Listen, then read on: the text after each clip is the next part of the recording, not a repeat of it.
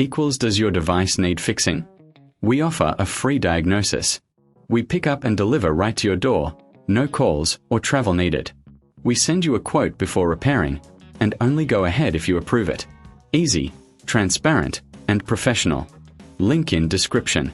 To start, gather your tools, a screwdriver, a new motor, and a soft cloth for cleaning. First, unplug your Dyson SV30. Remove the screws from the base using your screwdriver. Keep them safe for reassembly. Carefully lift the cover to expose the motor. This is a good time for a visual inspection. Look for any signs of wear or damage.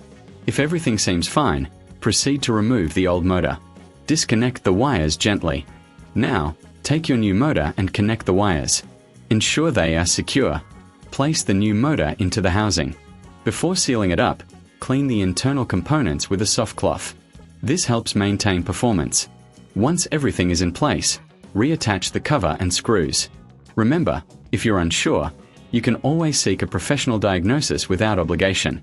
For convenience, consider our pickup and delivery at your home service. No calls, no travel needed. And don't forget, you'll receive a quote before repair.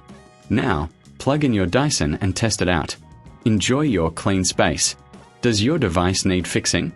We offer a free diagnosis. We pick up and deliver right to your door, no calls or travel needed. We send you a quote before repairing, and only go ahead if you approve it.